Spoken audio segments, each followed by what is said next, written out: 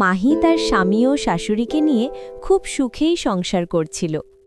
তাদের জীবনে তেমন কোনো ঝামেলা ছিল না, সব কিছুই ছিল শান্ত, স্বাভাবিক আর আনন্দময়।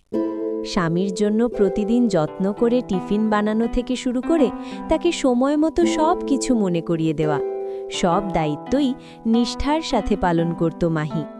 তার শাশুড়িও ছিলেন অত্যন্ত স্নেহশীলা, বৌমাকে নিজের মেয়ের মতোই ভালোবাসতেন। কিন্তু হঠাৎ একদিন একটি অদ্ভুত ঘটনা ঘটল। একদিন শাশুড়ির আলমারি খুলতে গিয়ে মাহির চোখে পড়ে এক অপূর্ব সুন্দর শাড়ি।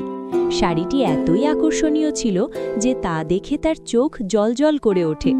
সে শাড়িটি হাতে নিয়ে দেখছিল, ঠিক তখনই সেখানে এসে হাজির হন শাশুড়ি। তিনি কিছুটা রাগান্বিত কণ্ঠে বললেন, এই শাড়িটা কেন বের করেছ? এটা আমার বাবার দেওয়া শেষ স্মৃতি, দ্রুত এটাকে আলমারিতে রেখে দাও। মাহি কিছুটা অপ্রস্তুত হয়ে দ্রুত শাড়িটি রেখে দেয়, কিন্তু শাশুড়ির আচরণে তার মনে একটু খটকা লাগে। তবুও সে বিষয়টি আর বড় করে ভাবেনি। এরপর থেকে হঠাৎ করেই শাশুড়ির আচরণ বদলে যায়। তিনি প্রায়ই মাহির সাথে রাগারাগি করতে থাকেন, অকারণে বকাঝকা করেন। মাহি কিছুতেই বুঝতে পারছিল না তার ভুলটা কোথায়। একদিন সে তার স্বামী রেহানের কাছে সব কিছু খুলে বলে। রেহানও বিষয়টি বুঝতে না পেরে বলে, ওটা মায়ের বাবার দেওয়া শেষ স্মৃতি, শাড়িটা কিছুটা ইঁদুরে কেটে ফেলেছে, তাই মা কাউকে সেটাতে হাত দিতে দেন না। এই কথা শুনে মাহি বুঝতে পারে হয়তো সে অজান্তেই শাশুড়ির কষ্টের জায়গায় আঘাত করেছে, তাই সে ঠিক করে এই ভুল সে ঠিক করবেই। পরের দিন সে খুব যত্ন করে শাশুড়ির জন্য মাংস রান্না করে। নিজে স্বাদ নিয়ে দেখে রান্নাটা সত্যিই ভালো হয়েছে।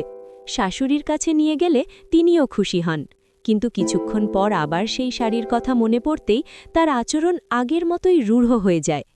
মাহি বুঝতে পারে শুধু রান্না দিয়ে নয়, এ সমস্যার স্থায়ী সমাধান দরকার। তখন তার মাথায় আসে এক নতুন বুদ্ধি। রাতে সে আলমারি থেকে শাড়িটা বের করে আনে। খুব যত্ন করে সে শাড়িটিকে নতুনভাবে ডিজাইন করে একটি সুন্দর ড্রেস বানায়, যেখানে ইঁদুরে কাটা অংশটি আর নেই। ড্রেসটি দেখতে হয়ে ওঠে অসাধারণ। পরদিন সে ড্রেসটি শাশুড়ির কাছে নিয়ে যায়। প্রথমে শাশুড়ি সেটি দেখে খুশি হন, কিন্তু যখন বুঝতে পারেন এটি সেই শাড়ি থেকেই বানানো, তখন তিনি আবার রেগে যান। মাহি অনেক বোঝানোর চেষ্টা করেও ব্যর্থ হয়। ঠিক তখনই সেখানে আসে রেহান।